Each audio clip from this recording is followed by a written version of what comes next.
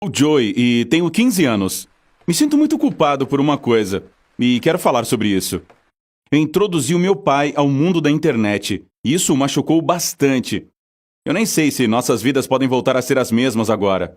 Meu pai está triste desde que minha mãe nos deixou e devo dizer que também tem sido difícil para mim. Eu tinha 10 anos na época e ela ter nos deixado foi um duro golpe para nós dois. Sofri e não entendi por que ela fez isso. E meu pai não queria me contar o que acontecera.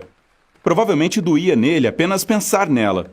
Logo, eu parei de sentir falta da minha mãe e tentei colocar minha vida de volta nos trilhos. Mas meu pai não estava saindo dessa. Ele tinha problemas no trabalho, não conseguia lidar com as tarefas domésticas e mal conseguia cuidar de mim. De alguma forma, passamos por isso e ficamos mais fortes. Mas, mesmo depois de 5 anos, meu pai ainda não conseguia se livrar da tristeza.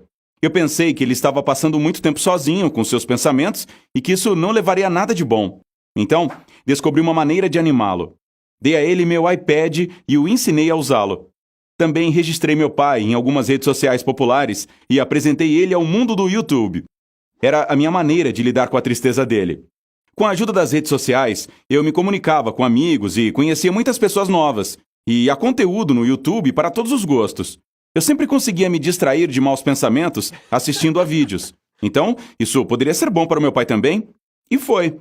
Meu pai estava mudando. Ele teve o prazer de se comunicar com seus amigos com quem havia perdido o contato. Gostava de assistir a diferentes documentários no YouTube e outras coisas. Mas logo meu pai começou a se comportar de uma maneira estranha. Você entenderá o que estou falando daqui a pouquinho. Tudo começou devagar. Primeiro vi que ele havia colocado uma fita para tapar a câmera em seu laptop. Eu até fiz uma piada sobre isso, mas meu pai não queria rir disso. Ele realmente achava que a câmera poderia ser facilmente invadida e que alguém poderia estar observando ele. Olha, talvez seja verdade, mas quem se importa?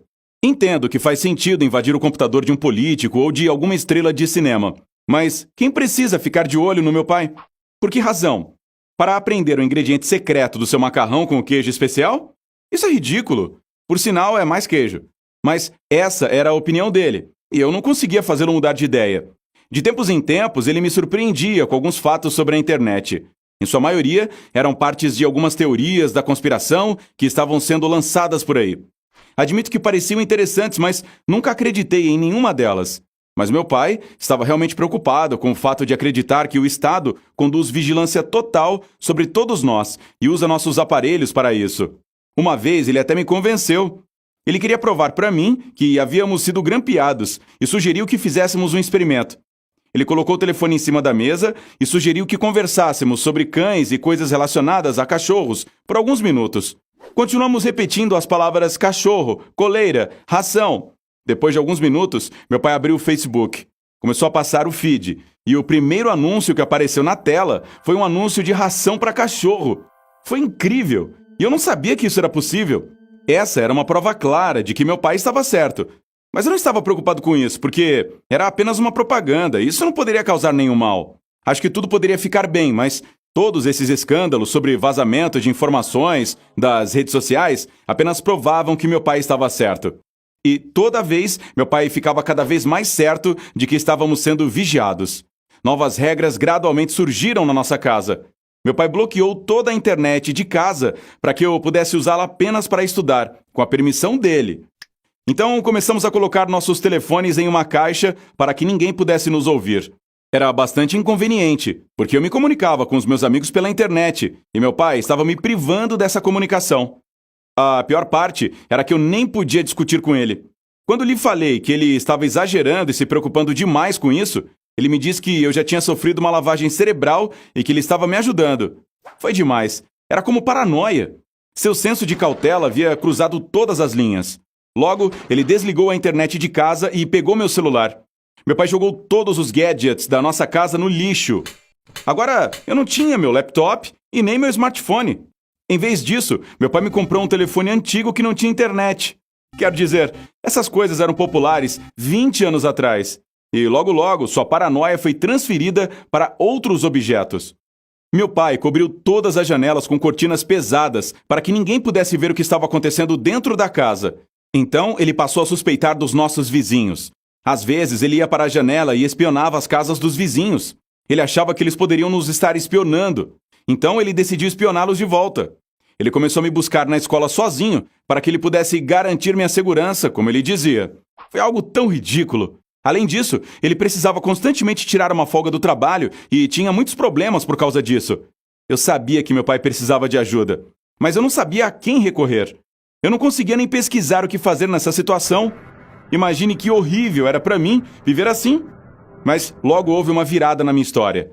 Eu estava na escola, na sala de aula, e de repente meu pai veio me buscar. Ele disse que tinha algo importante a fazer e fomos ao escritório do diretor. Meu pai disse que queria pegar meus documentos escolares porque ele havia conseguido uma nova posição no trabalho e nós estávamos de mudança. Naquele momento pensei, uau, meu pai finalmente mudou de ideia e tudo melhoraria em breve? Porém, meu otimismo durou pouco. Durante o caminho para casa, tentei perguntar ao meu pai sobre isso, mas ele não respondeu. Arrumamos as coisas e já era tarde da noite quando colocamos tudo no carro e saímos da cidade. Dirigimos na estrada por várias horas e depois entramos em uma estrada rural. Após mais uma hora, meu pai disse que tínhamos chegado.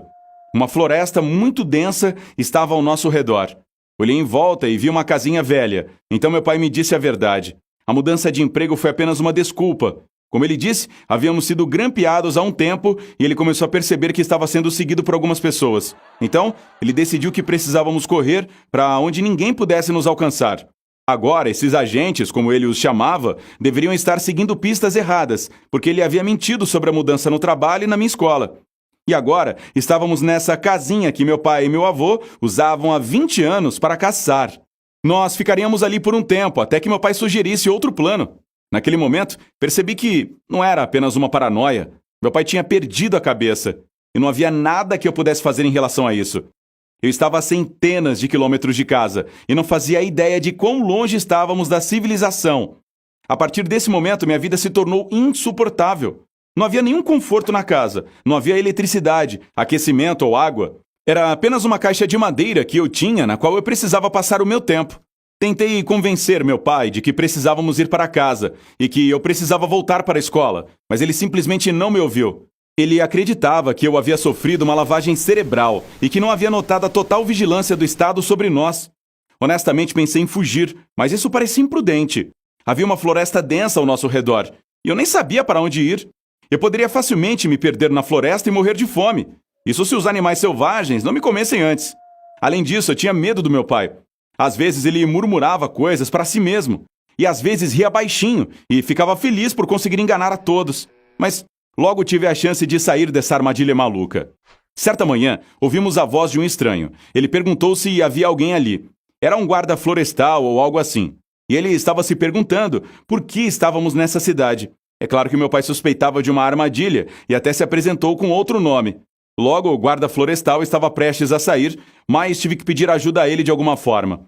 Eu rapidamente escrevi a palavra ajuda em um pedaço de papel e entreguei a ele quando nos despedimos. Era a minha única passagem para casa e eu esperava que esse homem não me deixasse na mão. De repente, meu pai disse que havíamos sido comprometidos, porque esse guarda florestal poderia ser um agente do governo, então teríamos que sair rapidamente. Ele começou a arrumar nossas coisas às pressas e eu tentei pará-lo, esperando que a ajuda estivesse a caminho.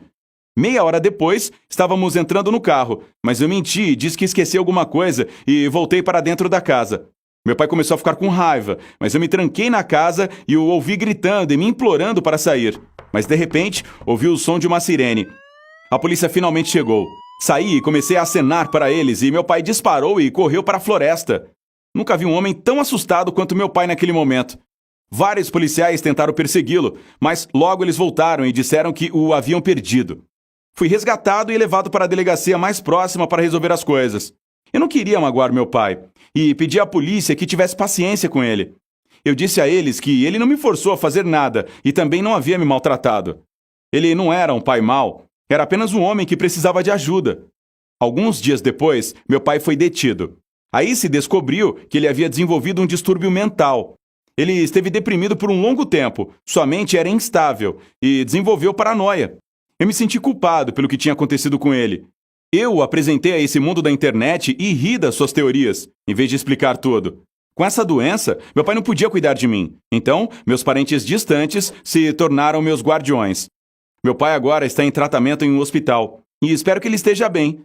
Agora, eu tenho um computador e um telefone novamente. Mas nada disso me dá muito prazer. Fico pensando no meu pai, que sofreu por tudo isso, e me culpo por ter sido tão desatento à pessoa que amo. Obrigado por escutar minha história até o fim, pessoal. O que vocês acham disso? Vocês acham que meu pai estava certo sobre as pessoas nos espionarem? Compartilhe suas opiniões nos comentários e se inscrevam no nosso canal para não perderem outras histórias legais.